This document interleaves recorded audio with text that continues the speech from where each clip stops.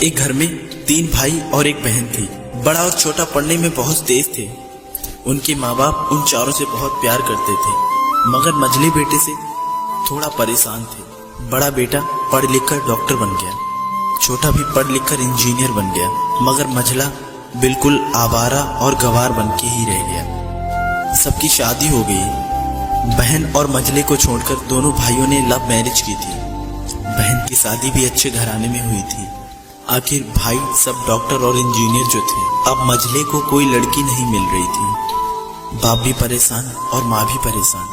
बहन जब भी मायके से आती तो सबसे पहले अपने बड़े और छोटे भैया से मिलती, मगर मझले से कभी नहीं मिला करती थी, क्योंकि ना तो वह कुछ दे सकता था और ना ही वह जल्दी घर पे मिलता था। पैसे पर वो दिहाड़ी पे मजदूरी करता था, पढ़ नहीं सका था ना, इसलिए नौकरी कौन देता। मझले की शादी किए बिना पिता गुजर गए। माँ ने सोचा कहीं अब बंटवारे की बात ना निकले, इसलिए अपने गांव की एक सीधी सादी लड़की से मंझले की शादी करवा दी। शादी हो जाने के बाद ना जाने क्या हुआ कि मंझला एकदम लगन से काम करने लगा। दोस्तों ने कहा, ये चंदू आज अड्डे पर आना।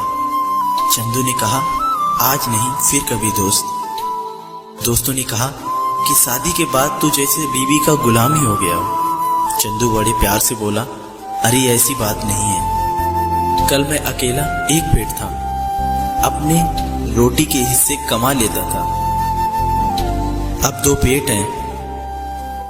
घर वाले नालायक कहते थे तो चलता था, मगर मेरी बीवी मुझे नालायक कहे तो मेरी मर्दानगी पर एक भद्दी कालिक है। एक पत्नी के लिए उसका पति एक घमंड और एक उम्मीद होता है। उसके घर वालों ने भी तो मुझ पर भरोसा करके ही अपनी बेटी दी होगी, फिर उनका भरोसा कैसे तोड़ सकता हूँ। कॉलेज में नौकरी की डिग्री मिलती है और ऐसे संस्कार सिर्फ माँ बाप से मिलते हैं। इधर घर पर छोटा और बड़ा भाई और उनकी पत्नियां मिलकर फैसला करती हैं कि जायदाद का बंटवारा हो जाए, क्योंकि हम दोनों लाखों के बराबर कमाते हैं, लेकिन मंझला ना के बराबर कमाता है। ऐसा नहीं होगा। माँ के लाख मना करने के बाद बंटवारे की तारीख तय होती है। बहन भी आ जाती है, लेकिन चंदू है कि काम पे निकलने के लिए ही बाहर आता है। उसके दोनों भाई उसको पकड़कर भीतर लाकर बोलते हैं कि आज तो रुक जा, बंटवारा कर ही लेते हैं। वकील कहता है ऐसा नहीं होता है, साइन करना होता है। फिर चंदू अपने भाइयों से कहता है, तुम लोग बंटवारा करो, जो मेरे हिस्से में हो वो मुझे दे देना, मैं शाम को आकर अपना बड़ा सा अंगूठा चिपका दूंगा पेपर पे। बहन कहती है, अरे बेवकूफ, तू गवार का गवार ही रहेगा, तेरी किस्मत इतनी अच्छी है कि तुझे इतने अच्छे भैया और भाभी मिले। फिर माँ भी बोली कि अरे चंदू आज रुक जा। बंटवारे में 10 बीघा जमीन में दोनों भाई 5-5 बीघा जमीन रख लेते हैं और चंदू को पुश्तैनी घर दे देते हैं। फिर चंदू चिल्लाता है, अरे हमारी छुटकी का हिस्सा कौन सा है।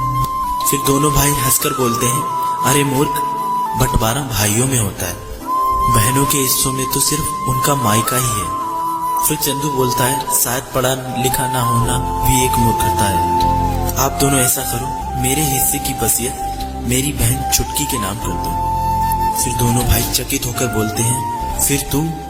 चंदू माँ की ओर देखकर मुस्कुराकर बोलता है, मेरे हिस्से में माँ है। फिर अपनी बीवी की ओर देखकर मुस्कुराकर बोलता है, क्या मैंने गलत कहा? उसकी पत्नी अपनी सास से लिपटकर कहती है, इससे बड़ी वसीयत क्या होगी मेरे लिए कि मुझे माँ जैसी सासू मिली और बाप जैसा ख्याल रखने वाला पति मिला। बस यही शब्द थे जो बंटवारे को सन्नाटे में बदल देते हैं। बहन दौड़कर रोकर अपने गंवार भैया के गले से लगती है और कहती है, मुझे माफ कर दे भैया, क्योंकि मैं समझ ना सकी आपको।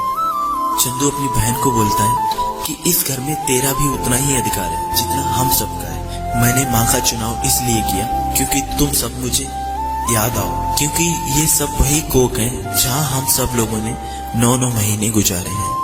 माँ के साथ साथ तुम्हारी यादों को भी मैं रख रहा हूँ। दोनों भाई दौड़कर मझले से गले रखकर रोते रोते कहते हैं, आज तो सचमुच का बाबा लग रहा है। सबकी पलकों पे पानी ही पानी है। सब एक बार फिर से साथ साथ रहने लगते हैं। दोस्तों, जब लोग अनपढ़ थे तो परिवार एक हुआ करते थे।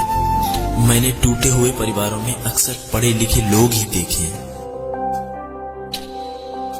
दोस्तों ये वीडियो आप लोगों को कैसा लगा हमें कमेंट में जरूर बताइएगा। साथ ही साथ इस वीडियो को लाइक जरूर कीजिएगा और अगर आप हमारे चैनल पर नए आए हैं तो हमारे चैनल को सब्सक्राइब जरूर कीजिएगा।